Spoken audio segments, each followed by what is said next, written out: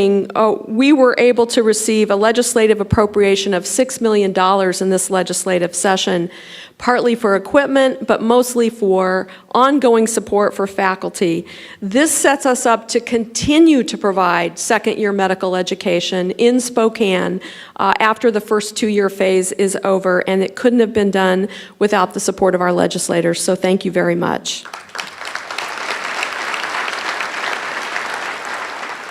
There's much more to a health sciences education and research campus than educating doctors, just like there's much more when you go to the doctor to your health care than seeing the doctor. There's the whole team.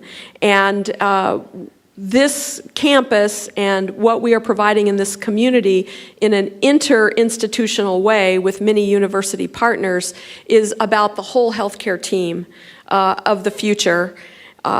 We have our College of Pharmacy currently moving from Pullman to Spokane, 250 more students, faculty, and staff on the campus this fall already, anxiously awaiting the opening of the new building.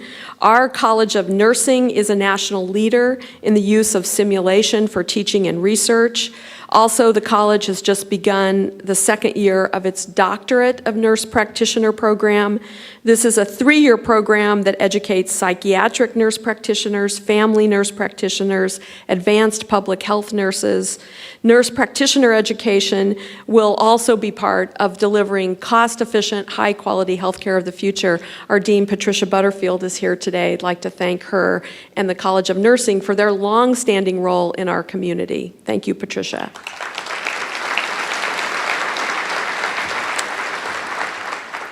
Well, I learned first month on the job that the C doesn't just stand for cougar, it stands for collaboration. And I see a lot of our university partners here today, Dr. Arevalo, Dr. Thame McCullough from Eastern Washington University and Gonzaga University. We are known in this community for first-rate education. Eastern and WSU collaborate in our communication disorder speech and hearing program. We share our campus with Eastern students studying dental hygiene and occupational and physical therapy. Eastern collaborates with the University of Washington in dentistry. This is very unique in higher education, but it's also very critical to our success. As Paul mentioned, research is really the economic engine that fuels the life sciences industry and also new practices that are going to transform how healthcare is delivered. And let me just comment on a few of those research initiatives that are already underway. We are currently in a partnership between WSU and UW on new research to reduce health disparities in our Native American populations. Our sleep researchers, some of whom are with us today, collaborate with regional airlines to inform federal policy on new strategies for managing pilot fatigue, something I'm certainly interested in as someone who flies back and forth across the state all the time. We partner with many community associations such as Aging and Long-Term Care of Eastern Washington and CHAS, the Community Health Association of Spokane, to improve chronic care management of aging adults. We are currently receiving funding from the National Institute of Health and the Children's National Medical Center to test an experimental drug's effect on a rare inherited disorder that has some of the characteristics of autism and epilepsy. So this is what it's all about. As someone who has a family member who suffers from epilepsy, having worked with some of you in the audience on funding our own autism center and parents of children with autism, this is about delivering quality care to all in our country. It's also about the economic piece and the economic development piece. And let us not forget that the business of life sciences as it occurs around the country, I see Chris Rivera here from the Washington WBBA, our economic industry organization for the life sciences and biomedical industry. What he will tell you, as he conducted the CEO forum here last week with some of our industry partners, is that whether it's Boston or Seattle or the Bay Area, you don't have a thriving life sciences industry without research institutions to anchor it. And what we're talking about here in Spokane is actually being able to capitalize on two research institutions, the University of Washington and Washington State University, to be that anchor, that research engine anchor for the life sciences industry. And that really matters. Just ask Lisa Schaefer, who found support for not one but two extremely successful businesses after she returned to Spokane, or ask Dave Vachon, who's currently in the Innovate Washington space, who moved here about 8 years ago to develop therapies to fight infections and tissue loss around traumatic burns. This is what it's all about. Sometimes with the key changes that we are experiencing, we forget one of the key reasons why our community leaders took us on this journey, and that's because there still remains an unmet need for physicians and other healthcare professionals in our state. So it is exciting to see that our goal of training more doctors is already starting to be fulfilled. Of the 40 graduates in Spokane's first two classes, 14 are in residency programs right here at Spokane's Providence Sacred Heart Medical Center.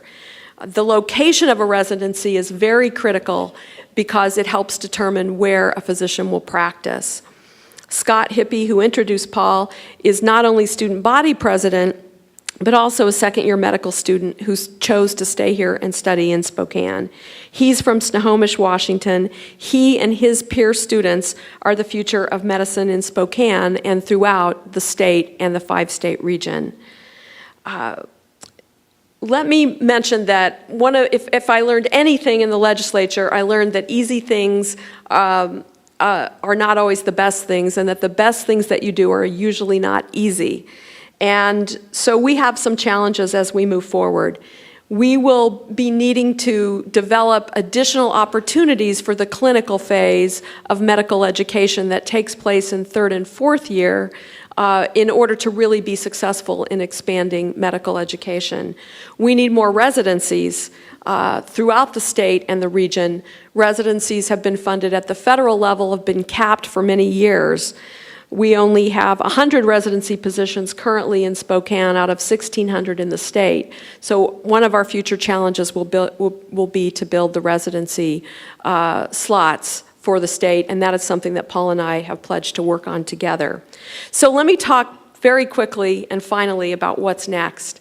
Having achieved the goal of raising funds in the community to kick off second-year medical education, having achieved the goal of the legislature also collaborating in this vision and giving us a building and appropriation to move forward.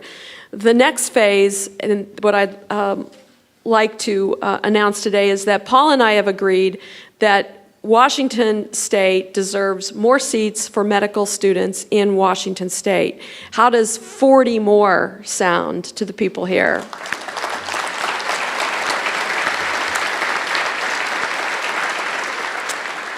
So we've agreed to go forward with our universities and to our state legislature and talk about 40 more places for Washington families to see their students getting medical education in Washington State. And that means also the growth of the Spokane campus by 40 more students. Turning this into a reality means that a Washington student will have the opportunity to be trained as a physician right here in Washington State, doing their education all over the state, and Spokane parents will be able to say to their children they have a real chance to become a doctor and practice here in their community. So let's applaud the new goal of 40 more students.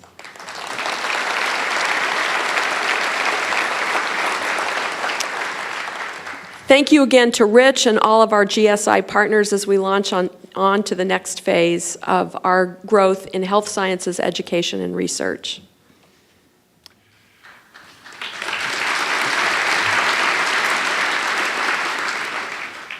As I hope you can see, Lisa and I are committed, we're dedicated to the continued growth and the excellence of WWAMI Spokane. We envision that WWAMI Spokane will prosper in the future years. That will be good for the economy, but it will also be very good for the health of our region. It was appropriate we were introduced by students today because we need the future healthcare